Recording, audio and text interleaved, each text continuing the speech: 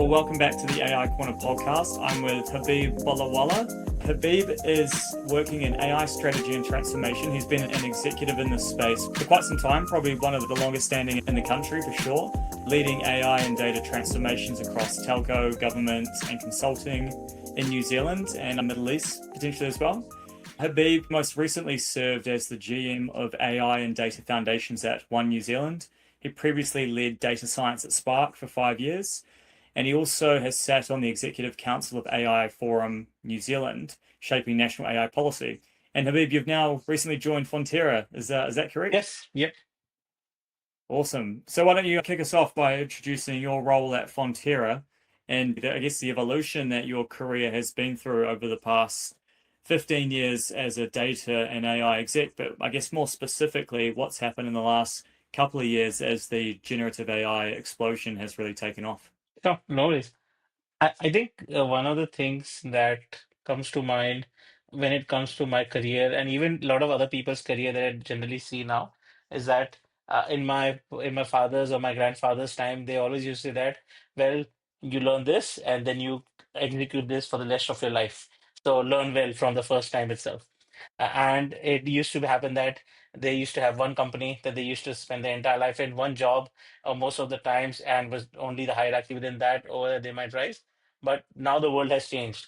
It's no longer that you'll have one career in your life. The way you should train your kids is that you should have at least 10 to 15 careers over there. Uh, my career was also kind of a bit of a mix where I started initially as a biomedical engineer. So my master's and my undergrad were focused on biomedical engineering, and my PhD was also focused on medical imaging. Now, that was back in 2008 to 2012. And the lucky part was I was working in medical imaging and I was using machine learning algorithms in order to predict how do we detect cancer in medical images a bit earlier, how do we look at treatment plans for based on the imaging that we are seeing over there and the performance and the reduction of the cancer that we are seeing. So I was exposed to AI at an early time when it was or machine learning when it was growing and it was taking stronghold within the academic area. And then after that, realized that academia was becoming a bit boring because there was not things were not moving that fast.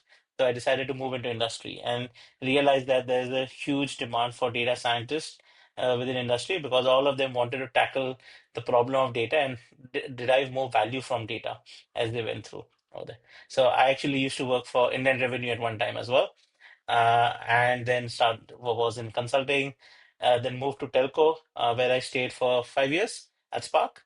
At Spark, one of the good things was that the vision was how do we use AI in every part of the business, and it gave an opportunity to not just deploy AI end to end, but also build teams, technical teams that can deliver on these solutions over there.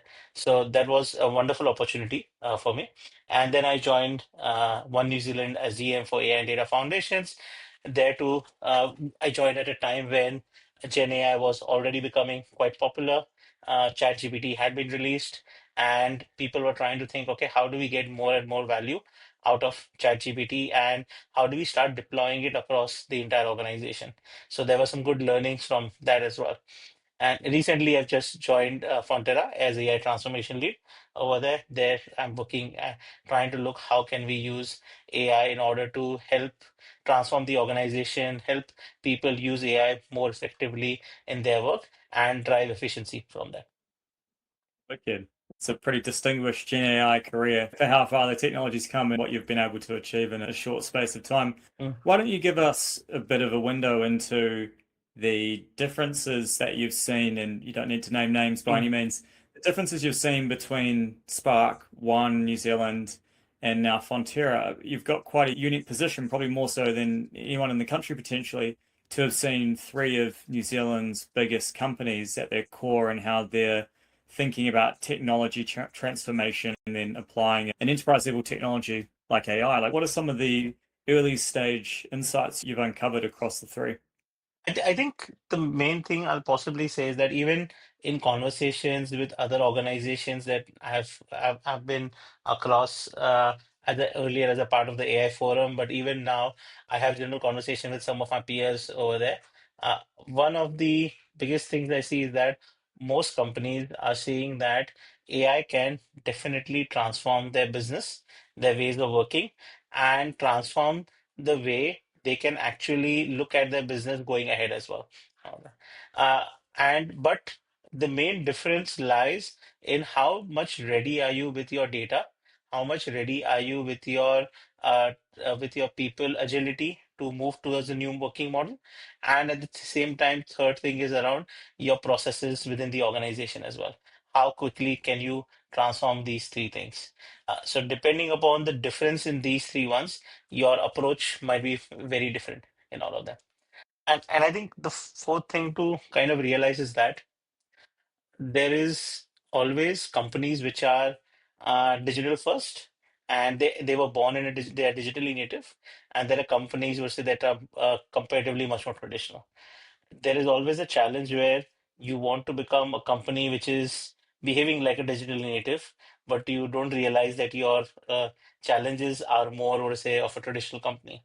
So how do you balance both of them and then move ahead? That's one of the biggest areas of confrontation I generally see within that AI transformation. Absolutely, and a lot of the case studies and theories that we read as New Zealand businesses or executives is very much around we hear what happens and what works in, say, Silicon Valley for growth or go to market Mm, or restructuring cost base, etc., or even enterprise businesses in the UK and the US, of course. And those types of operating systems or schools of thought, they apply in some way in principle, mm, but it's the example and the use case doesn't really land because of the difference in the scale and access to technology, funds, willingness, I would say, also yeah. to really push the envelope. I don't know how much exposure you've had to the US, but I've found since coming home, the ambition levels are quite different in New Zealand compared to especially North America in terms of the speed at which people over there want to reach their ambition, and people will really put a business on their back and make that change and do anything they can, sometimes at the expense of a sort of dog eat dog world to get there. And Kiwis are a lot more polite, smaller market. You don't want to ruin Mm, your brand. We're a bit more careful with our approach and growth, I mm, find. And so, yeah, I think there's a lot we can learn from overseas, but when we're missing a couple of marquee case studies at the moment in New Zealand, you've landed in Fonterra, where mm, I'm privy to knowing quite a bit about what they do, and they're very far ahead in terms of their adoption and where a lot of their industrial AI is proliferating across the organization. I'm sure you saw the same at Spark in New Zealand and One as well. But yeah, I don't know if you have any thoughts on that around how you draw inspiration from overseas companies or markets and apply logic and principles to local companies. No, agreed. And I think that's where some of the areas where one of the things I've seen is that wherever there is a lot of competition, that's where you will see a lot of hunger to change as well. Okay. Unless you don't create the need, there will be there will be no incentive for change. Okay. And Absolutely. and in a lot of the markets that I've worked in, I've seen that they're highly competitive, and that's why they are constantly looking at ways on reimagining themselves so that they can fight the competition. Because Mm, otherwise, if they just remain the same, or if they don't change fast enough, then the competition will take over their business, and they will be left struggling over there. So I think in absolutely. New Zealand, businesses that are in competition, whether locally or globally over there, they are much more happier and much more keen to push themselves to move. But the biggest challenge also comes in talent over there, Mm, because the if you look at the US and other spaces, getting talent and getting access to talent is much more easier overall. But in New Zealand, it's much more tougher. So there was a very wonderful story that somebody shared that New Zealand is missing those war veterans over there. So whenever you look at the US, You might have veterans who have served in Netflix, served in Facebook or other places, and they know how to scale fast and what kind of things are required in order to scale fast over there. But you would rarely find those kind of people working over here, those developers, and that sometimes creates a challenge that we have to reinvent the wheel every time over there. There is nothing that we can just say, okay, this has been done in this organization of this size earlier. Now let's just adopt it on our side. So true. Yeah, that as you say, that access to talent and a lot of great talent goes off overseas. Yeah, I think that the competitive dynamics is interesting. As you say, we've got a lot of companies, a lot of big companies will look to New Zealand to test the market. Mm, And then, yeah, we sort of need some new market pressure to create or create a forcing function mm, for business to change. And that either needs to come through from disruptors, SMEs or startups to basically galvanize the bigger boys and girls to start to make change. But unless that pressure is there, we're not going to see a lot of change. So mm. you mentioned some of the key principles you think about when you drive AI transformation in an enterprise. How do you sort of think about Spark and One New Zealand and Fonterra's journeys? Like where are they on that sort of maturity curve, and what are some of the commonalities that are done well perhaps across the three organizations? So I think the organization using AI. That's one of the fundamental ones. Now, but at the same time, they've also signed up for a responsible way of doing that as well, in one way or the other, which is quite important because a lot of the other organizations normally go with that. Okay, we'll go blasting in, we'll just keep focusing on value, value, value, and would say we'll not care about anything else. But I think New Zealand organizations are a bit more careful in that way, and they're trying to see that, okay, how can we do these things in a much more responsible way? We are happy to wait wherever possible, and we are happy to lead. We're happy to what to say lead from the back if needed over there, rather than would say jumping ahead and trying to create more chaos over there. So, for example, a lot of organizations are looking at how do we deploy AI for our internal teams first rather than to the customer. Internal teams can be more forgiving. The impact of anything could be much more this thing controlled. But what to say, if you start trying it out with customers, then it's much more unforgiving in that case. Totally. I think you're right. You got to limit the blast radius when you're Mhm. starting with AI. And, in even speaking to a number of execs, they talk about, does that mean that I can start to think about reducing my headcount in this department, or I can now, get rid of the software piece over here. And part of the conversation I goes, it's not a silver bullet. It's like a power tool. It's certainly not there necessarily to get rid of headcount. That shouldn't be your intention. You should be looking to grow. You've now freeing up capacity, right? And I think, as you said, the responsibility question always comes up because I can imagine in the big enterprise, there is the conversation of, well, we've got all of the big tech or big consulting or the big players throwing resources at us because they want the logo and the case study, right? So they're going to make it work, which means that they're given that best practice guidance on responsible AI and access to the best technology. And that's all good and well because that means that they can take a bit more time because they're always going to have the best of the best, beating down their door. Once you go below enterprise, you're in the mid market, you've got businesses who aren't really getting the attention of big tech or big consulting, so they don't get access to best of breed tools early or frameworks early. And then, so I suppose there's a bit of a toss up, right? They don't have access to the best capability or the best tools. They may not know what best practice governance and frameworks look like, but they also need to show, that they're moving and doing something and protecting their margin or competitive advantage. So, how do you counsel, I guess, smaller businesses or medium-sized enterprises around? You've got to take a first step, but you've also got to take a first step responsibly. And sometimes the planning and the structure and the responsible guardrails can, I believe, be often at the expense of making progress. How do you wrestle with those two opposing ideas sometimes? So I completely agree. See, I think what we need to also realize is that when we are looking at very large organizations, they tend to move slowly and they have to move Totally. slowly, right? But when you're looking at medium-sized organizations, they have other disadvantages, but they have an advantage that they can move faster in that case, and they can move faster in a much more responsible way as well. They don't have the same challenge of communicating to 10 different stakeholders, bringing them on board, and then driving through that over there. But yes, they have other challenges, as you mentioned, where they might not have the big players coming onto the door, knocking onto the door and saying that, oh, well, we'll give you $1 million in funding. You go and create a case study over there and try to work with it. But I think what businesses need to fundamentally think about is that don't start with AI. Start with your business strategy.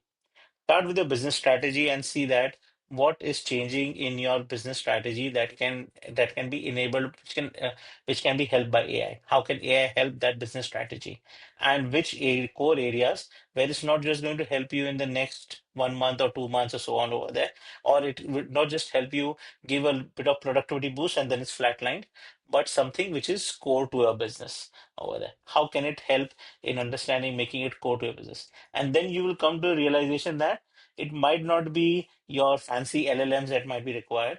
It can be a simple machine learning model as well, or your predictive machine learning models as well, that can drive a much more better outcome as from a business strategy perspective than anything else.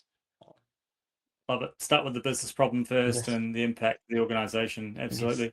So, in terms of when you're working with enterprise executives, how do you begin to build trust with leadership? And I'm not in your shoes by any Mm, means, but I would imagine that for 3 years ago, 5 years ago, when you're talking to the C-suite, the CFO, or mm, those who aren't maybe as technically literate or as yourself, convincing them of thinking about a pilot or a POC for AI or Gen AI would have been a lot more challenging. mm, Naturally, in the last 18 months, I would imagine getting sign off on some budgets become pretty easy. I mean, of course, within the confines of yeah. an enterprise, Yeah. but you go about building trust with peers and leaders, and how has that changed with regards to what you do today versus what you might have done 2 or 3 years ago? I think if I go back pre-ChatGPT era, it was more that we needed to convince people to try and say that what are they getting out of it over there. They weren't people used to get confused. What will I ultimately get?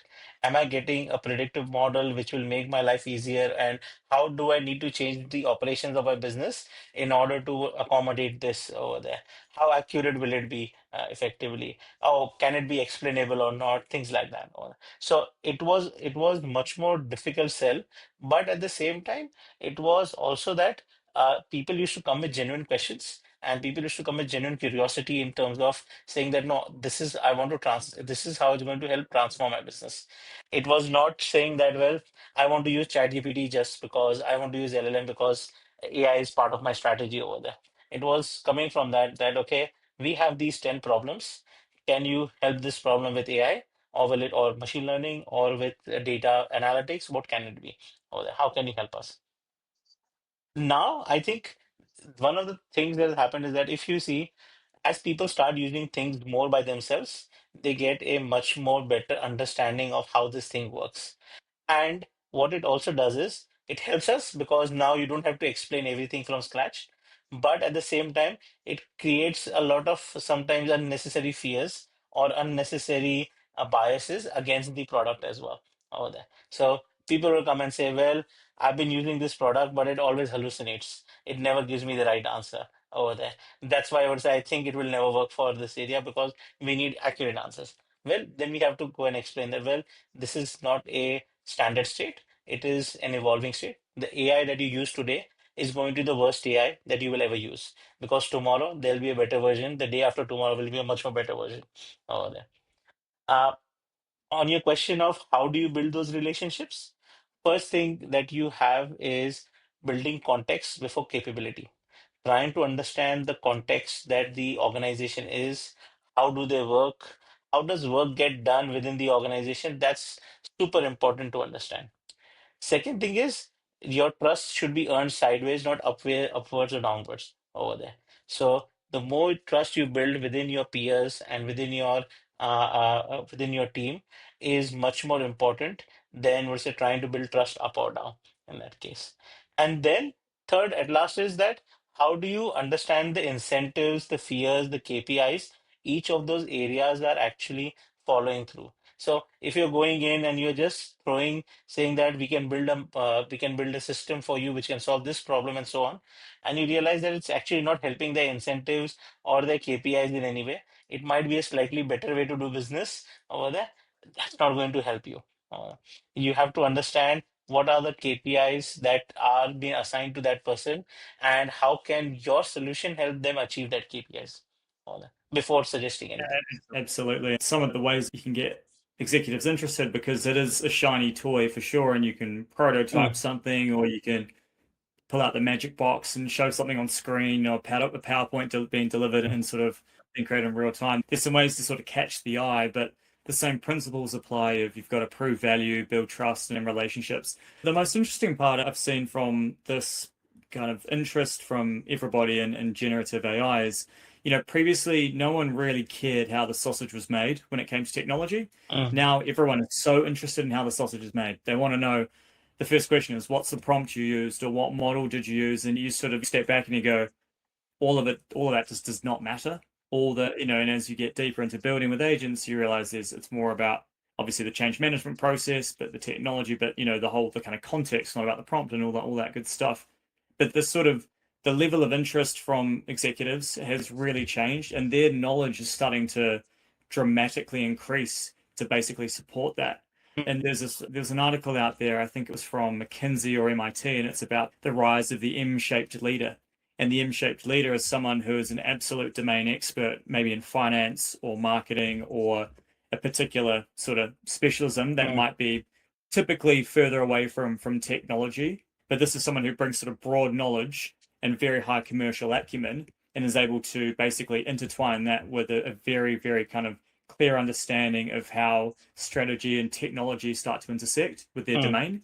And then I feel as though, from what I'm seeing, those that a year or two ago who didn't really care too much about technology in general, of course, everybody's becoming digitally native in some fashion. mm, They've really started to double down in their ability to talk the talk when it comes to mm, technology, so that when someone talks about transformation, they know what data schemas mean, and they know what a change management program looks like for technology and human-centered design and all that sort of stuff. So I think that the literacy improvement rates are starting to really ramp up as people get, they cotton onto the technology and see what it can do, and they realize that I've got to understand the elements of it to protect my career moving forward. yeah.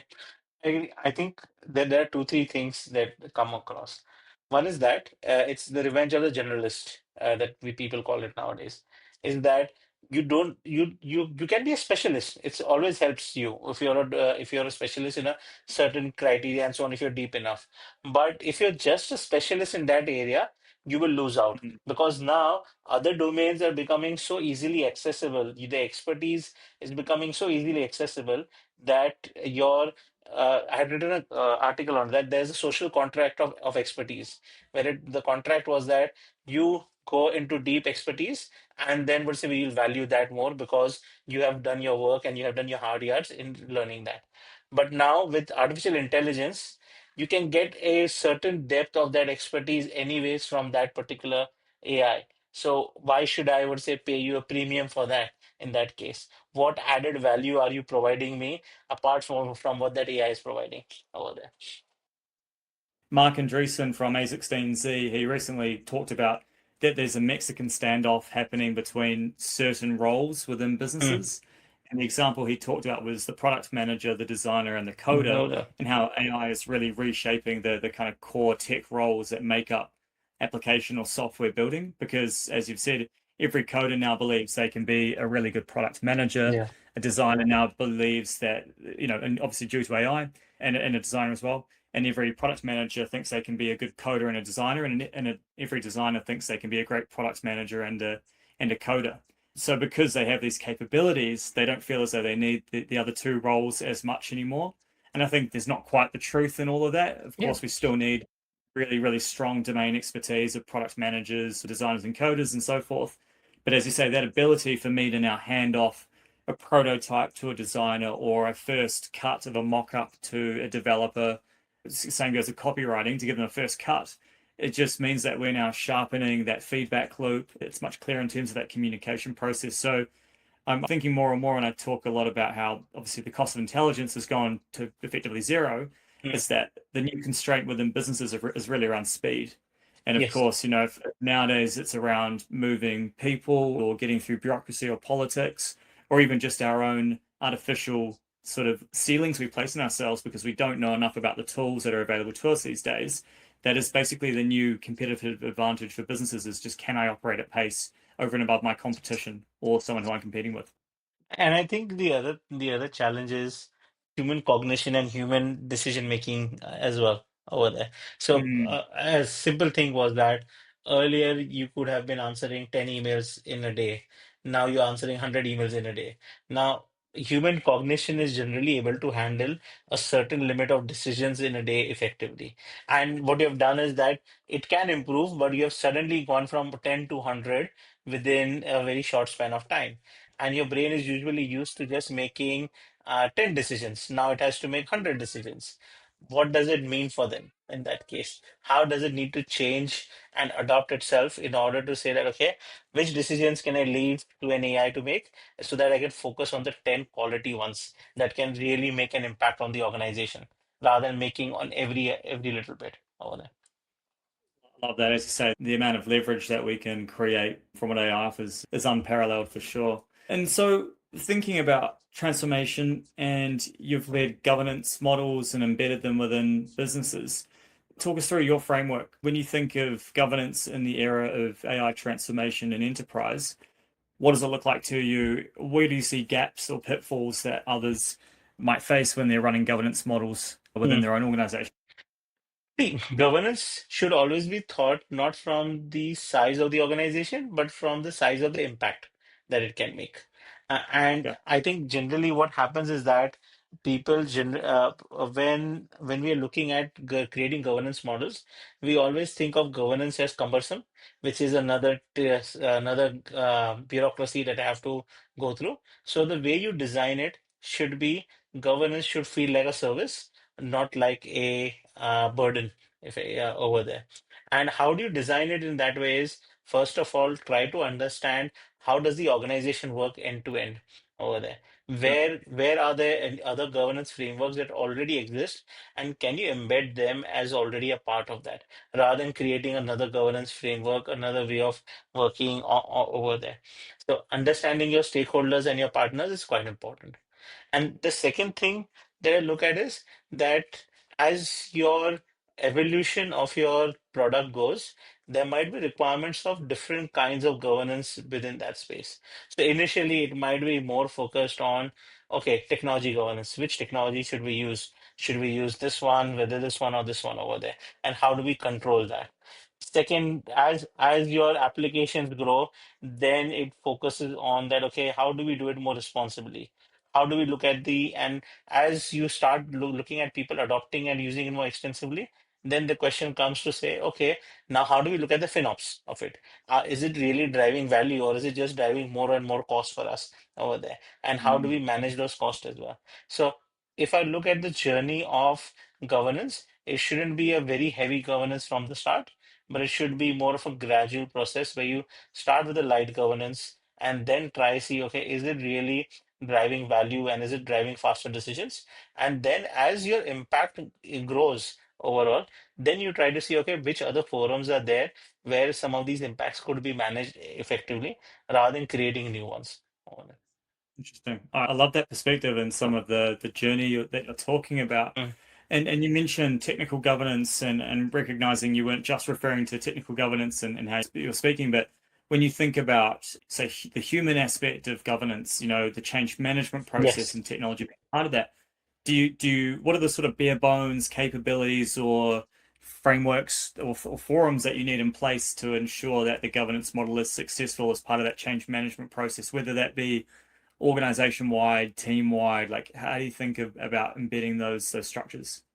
So I think if I take as a generic example or a generic approach towards it, you always look at governance from three perspectives: people, technology, and process. Uh, Hmm. and I think when we look at technology, most organizations have a very well-defined technology governance perspective, so that works quite well. Even on the people side, HR teams are working quite well in terms of saying that how do we introduce training courses? How do we introduce changes in roles that might be impacted or might be coming up over there? I think the biggest gap that I generally see is in the process piece overall. Most of the organizations don't have well-defined processes or documented processes, and even the processes that are built, they have been built keeping a human in mind or keeping the lowest risk approach in mind over there. And that has also not been revised for a long period of time. So, for example, there might be a process that might have been done 10 years ago because there was one fraud that was committed over there, but because that was in the news at that time, they basically would have said, we'll keep a human in the loop for this particular one, for this process. Now, that has continued for the past 10 years. That problem has been resolved, or there's a new technology which has resolved that problem, but we haven't changed that process yet over there. And if you ask somebody, they will say, oh, that has been there for a very long time. We can't really remember why we kept it over there, but it's very important. So that's where the other challenge comes in, where if you are then trying to build AI workflows or you try to deliver value based on those ones, you don't, you just work on the inefficient pathway and you will not be able to get the same value out of it as expected. Interesting. Do you mind expanding on that a bit? Like, how do you think about that as you approach teams and start to work with them? So what we generally do is that we basically say that, okay, let's first map out and the approach that we take is if we have a particular design of a particular workflow that we want to say, let's try and see how can we use AI within that space. You first go and map out the entire process end to end, okay, and all the surrounding processes around it as well. And then you try to understand that, okay, why have these processes are going through each of the over here, and where is the human Mm, coming in and why, effectively. And the next step is to try to think of is if we start removing that person from here, what could be the impact? Now, mm. that is the traditional way to look at it. You define a process and then you try to work on it. And then you try to remove the human from it and say that, okay, can we have an AI in the way in order to do that? Now, the other alternate way to try and think of it is that I have a goal and I will Mhm. define a new workflow end to end where AI will work. And I will introduce the human only when I feel like I need to introduce a human for responsible AI purposes. Otherwise, I will not. Now, that sometimes works much more better than the first one because here what you're doing is you are removing any objection or any previous processes that might be there, but you are thinking about that, okay, end to end, I'm creating a new workflow designed for AI, and I'm just introducing the human for purposes where I need it to be a responsible approach. All that. Yeah. And so in those cases where you're either going, let's call it current state and rebuilding the Mm. process, or you're going, new state, and now we're introducing a new process, rethinking it. How do you think about the decision path for that? Is your mental model of the world sort of, if it's a high risk situation, we should look at the existing process and then introduce AI slowly, whereas if it's a lower risk and speed is the currency and we can see we can place a bet, it's AI first, human seconds. Is it as simple as that? Understand from the business is how core is this particular process to your Mm, business going ahead as well. And right. if it's core to the business, then it's good to go for the second option, where you were to say completely work with a new process and try to work with it. If it's a current process, if it's not that core to the business but still has a lot of value, then we go with the first option over there. Uh, I think more than looking at the risk, try to understand how fundamentally will it change your business, and is now a good time for you to try it out rather than wait for your competitor or trying to catch up with your competitor that has already done it. Uh, I see. So this is about competitive advantage and either mm, defending or growing, whereas yes. an old process is, yeah, I think I'm seeing if the other word now. Makes Yeah. a ton of sense. And Because I think the biggest challenge organizations have is, and especially your traditional organizations is, it's very difficult for them to change the core.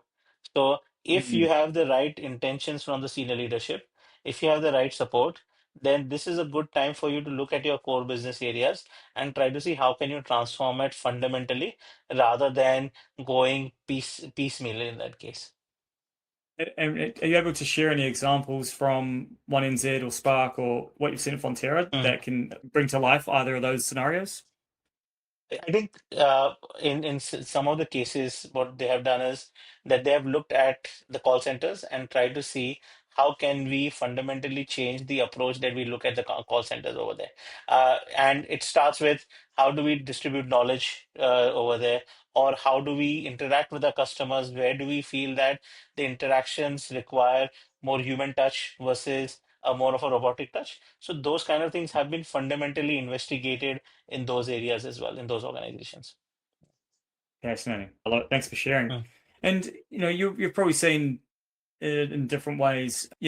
Strong controls and governance models within the three companies you've worked in AI. Wouldn't shadow AI is a major problem across mm, almost every customer that we work with.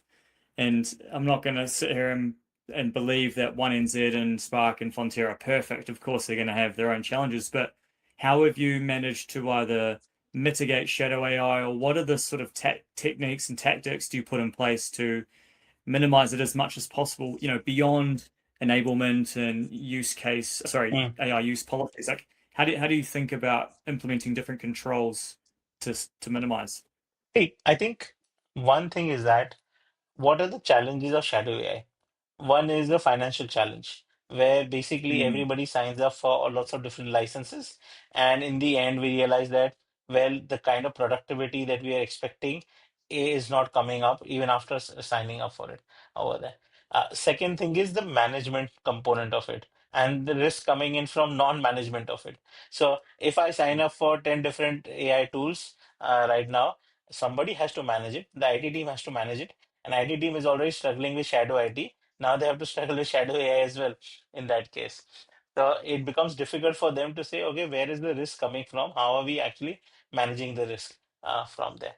And the third point that I generally feel very strongly is that a lot of these tools are replicating a lot of the stuff that you're trying to manage. So for example, out of your 10% of your workforce or 20-30% of your workforce might be only using one of the tools, but the rest of them are using hundreds of tools during the day.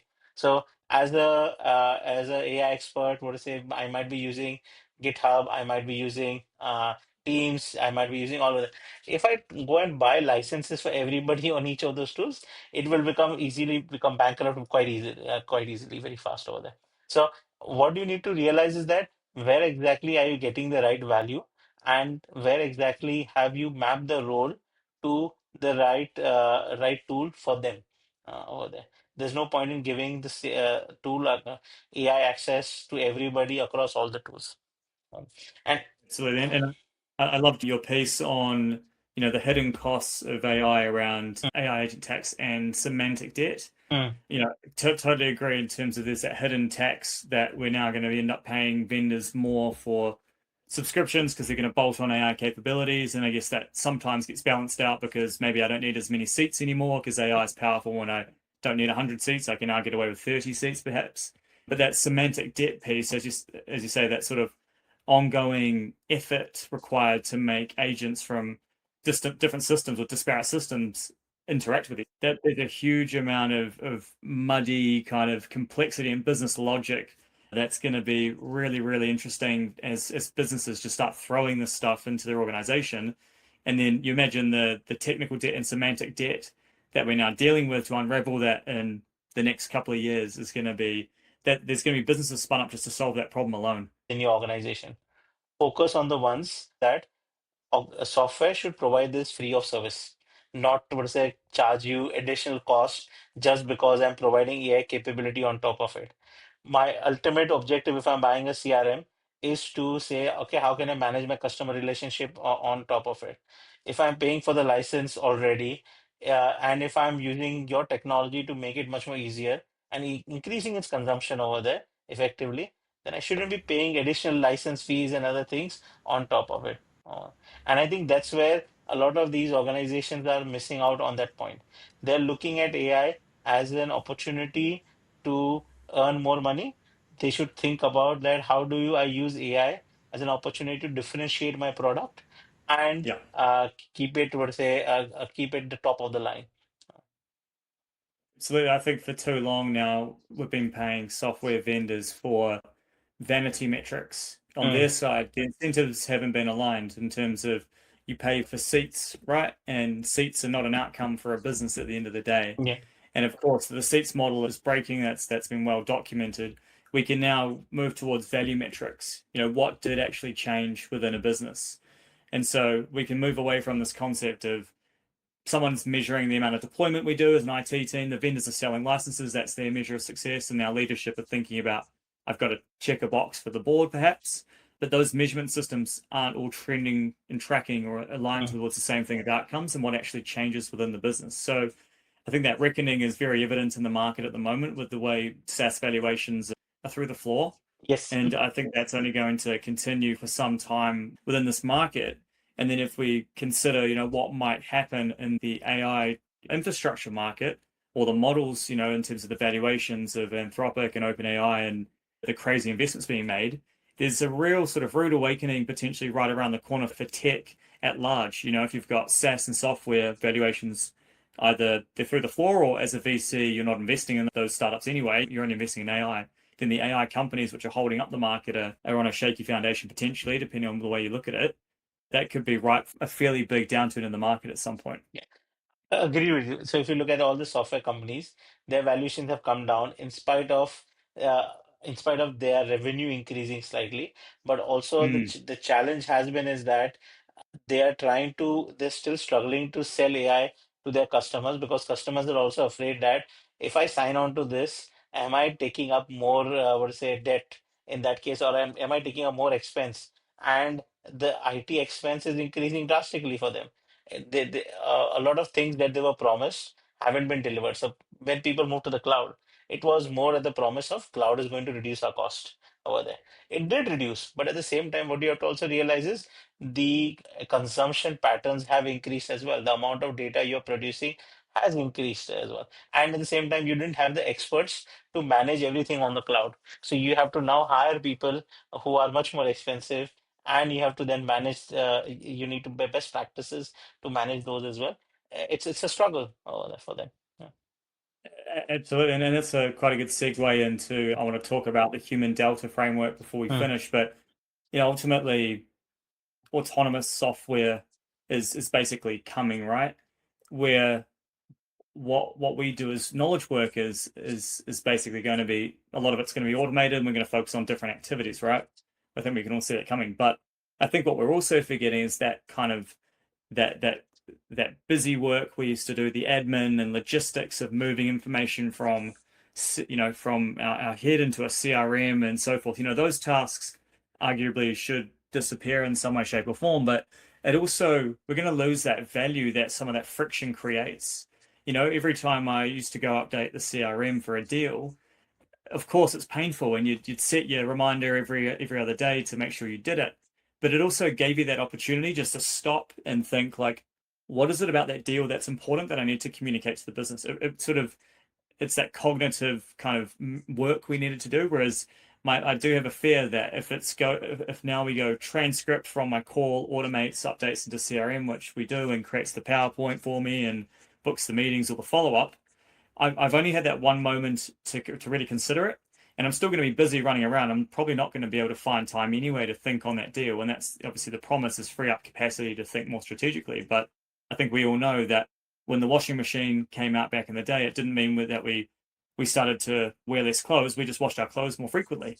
And so I think the idea of just the volumes ramping up, if we remove that friction, some of the intentional cognition that we used to have to apply to a task starts to disappear, which I do find an interesting paradigm to think through. I completely agree. See, I think there are uh, two forces that will continuously, would say, push us in opposite directions here. One force Mm, is action. Okay. The expectation that earlier you were able to manage 10 customers. Now the expectation will be that you should be able to manage 100 customers over there. Why? yeah. Because you are using AI. you, in order to record stuff, in order to report stuff, everything, you should be spending less time. So you are free up to manage 90 more customers effectively. That's the expectation over there.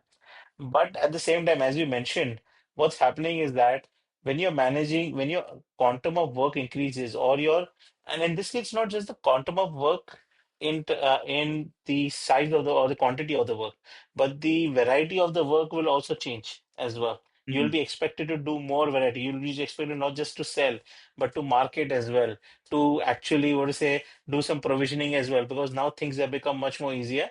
You don't need another team member in order to manage a lot of those stuff over there. So mm. that will create a lot of challenges from a cognitive level for you to manage all of these things.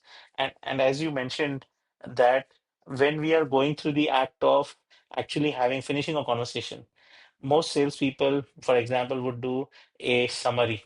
They would write down and say, these were the notes that happened over there, and these are the things I need to keep a record of. In my conversation with the boss, I will focus on these and I'll try to raise this. But now what will happen is I finish my call. This is the summary created, just record it. I will come back to it when it comes over there. So you're not actively thinking and building a relationship in that way. When you're writing down stuff, your brain is your hand is actually making a relationship with your brain to say that this is what you have written and this is what you need to be recorded, somehow provide a context. It's going to be fascinating to see how the younger generation grows into it. I think I'm slightly lucky that Mm, I'm over that first sort of decade of my career. So I hope you've bedded down enough of the call it best practices. You understand the hygiene layers mm, of most of the jobs you've done. But if you come into the workforce now and you can hit automate and distribute information to CRM, Slack, email, you're just not building that muscle. It's not going to be second nature for the younger generation. And maybe that's potentially a legacy way of thinking because obviously we sell AI services and implementation to do just that. So I'm supportive of that from a commercial lens, but I do wonder from a development lens what it's going to do to how people begin to grow their careers in the workforce. yeah, agree. They're now not actively looking for graduate positions because they feel that they're not bringing enough context. And a lot of the Mm. internal teams are saying that my targets have increased so much that I don't have the capacity or the mental.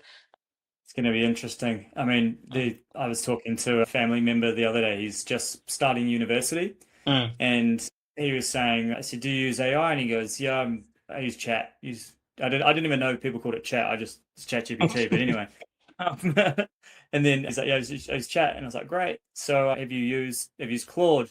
Never heard of it. Okay, great. How are you thinking about your career? "Oh, I'm going to do this and that." And I'm thinking, geez, those are going to be legacy degrees in some way, not to dissuade him from going to university. I think Mm, that's a great muscle to build, and if that's the right path for someone, absolutely. But I think there is a really strong case for younger people, and the opportunities are becoming greater to either start your own company or join a startup and just be the. It sounds demoralizing, but be the grunt, at the end of the day, and yes. it's where you're going to start to hoover up skills that I think a lot of folks who go down the traditional path of study join a grad program or become the intern, etc., at a more mature company, they may not get as many opportunities anymore because, as you say, that pipeline opportunity is being squeezed. Yes. Whereas if you can take that high agency approach of I'm going to go work with a founder or just start my own thing, I'm just going to gravitate to where there's busy work that isn't being done. You can accelerate you through a career. And of course, there's no right or wrong for either path, but I think having my time again, that's how I start to think about developing myself in my younger age. Yeah, agree. I think the one of the things I'm talking to universities a lot is that don't just teach your students the basics, show them what an action look like and show work that they start doing from the university time itself. So I no longer look at grades, university grades when I try to hire people. I look at their GitHub contributions. I try to look at, okay, how much project they've worked on GitHub. And in many cases, we also conduct interviews where we give a project to say, here is a project, build me an app within 1 day, and then Mm. say bring it. And I don't care which AI you use and so on. I'm more focused on output, and I'm more focused on how you think about building an app. What considerations have you given from a technical, from a design perspective, everything over there. So as you mentioned earlier, that nowadays people are also not hiring just for a designer. They're hiring for a designer, a product manager, and a technical owner, everything in one. Uh, It's yeah, it's pretty strong generalist in a domain of tech, isn't it? yes, I think and it's been talked about a couple of times online around how there will be a potentially a future world, especially within startups, where you're not necessarily coming to the company with, as you say, you're not coming with a CV anymore. That's fairly archaic, but you're actually bringing your own AI systems and your own yes. agents. So like you're bringing your own toolkit with you on a data, kind of like a builder, but in the digital kind of version or sense. So you're sort of just going to plug in your systems into the existing infrastructure of the business, and I think that's going to create a lot of IP for people on an individual basis. And then the question also becomes for businesses is that as you're developing talent and they do build up their own AI systems and their own AI agents to help them do their jobs, who owns that IP at the end of the day? Of course, ideally you operate within the company's guardrails, but if that individual is building up their own bucket of skills and Anthropic and markdown files that they're using in GitHub and so forth, there's a lot that they can pick up and take with them that is agnostic to any business in some way, shape, or form.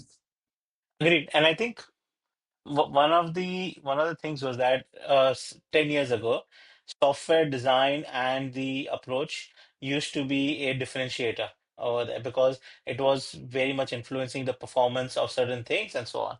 Nowadays, you say it will completely disappear because even if you are saying that, okay, I have designed my software and my systems accordingly, and I want to migrate it to something else, if they're digitally native, then it will become much more easier for them to migrate from one to another because they would have because they can create software much more faster, they can test much more faster, and at the same time they will be able to get talent which will be able to do that in a much more faster way as well.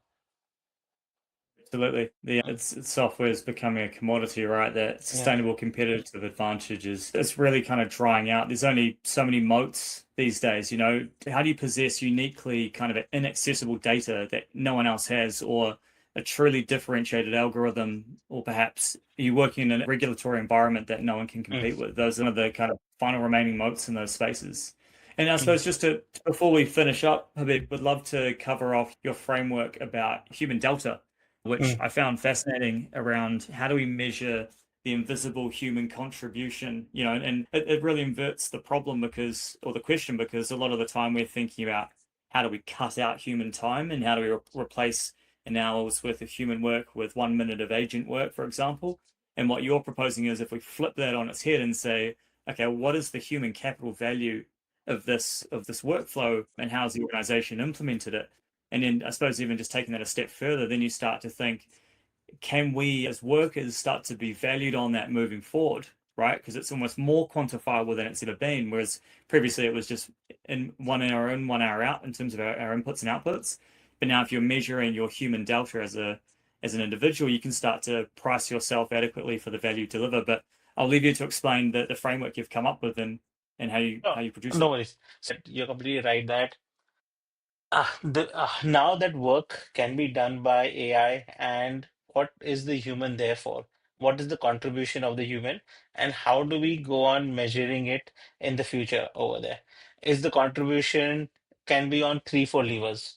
First one is the direction, that which direction and the vision that the human brings in, and how clear and what kind of clarity is it providing to the agent and to Mm. the team in order to drive towards that direction over there.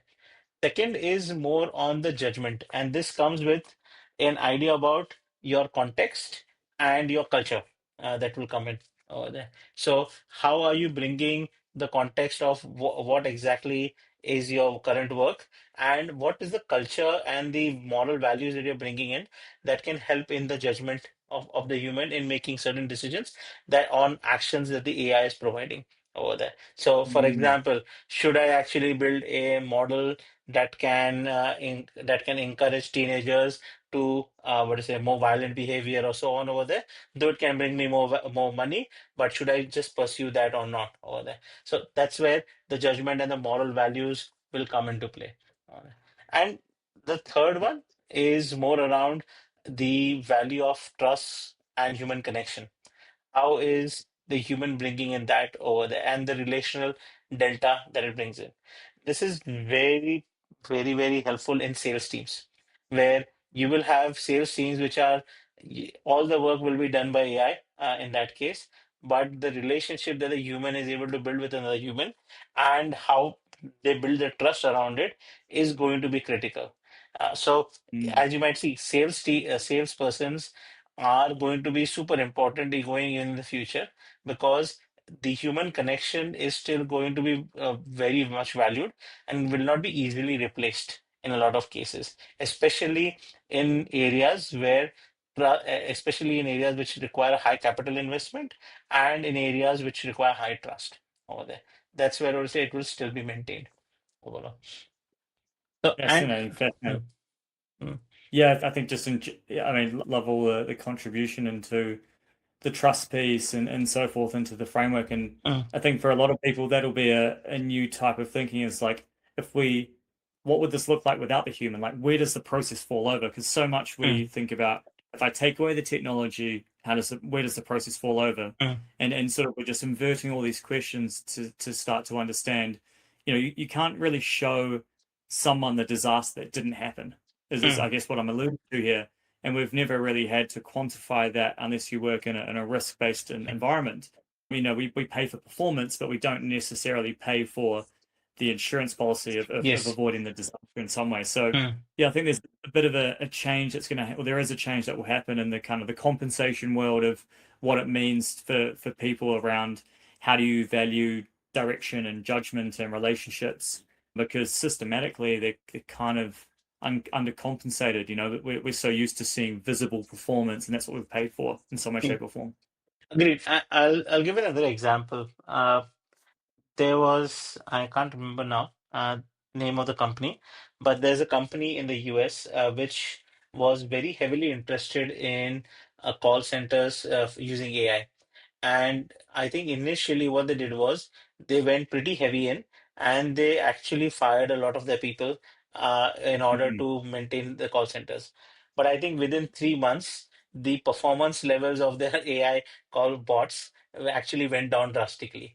There. And they had to, and many people started complaining, and would say their overall NPS went down drastically. So they had to hire a lot of the humans back and would say work along with them. I think the main thing that people need to realize is that in certain areas, a complete autonomous approach works well. No issues over there. But wherever there is an amount of trust that needs to be built, wherever there is human interaction that is very important over there, you will need to take a phased approach over there.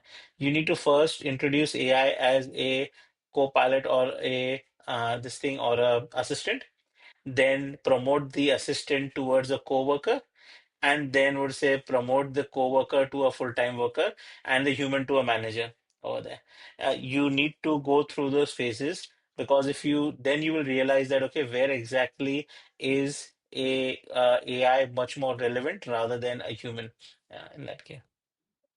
Absolutely. I think was it Klarna who went through Yes, the, Kalana, yes, yes. yeah. Sorry. And I Yeah, think that from memory they got rid of both Salesforce and Workday. So yes. their talent management and sort of CRM capabilities, which yeah, as you say, backfired. So Mm. I mean that's it's a great sort of case study that'll be in many MBA classes for Yeah. years to come, I'm sure. And bring that into perspective or find other ways of testing it out early, then it can save us a lot of trouble. I absolutely agree. And it's really a symptom in my mind of when folks focus far too much on the number or the Mm, spreadsheet dashboard. Is how do we move that metric up or down?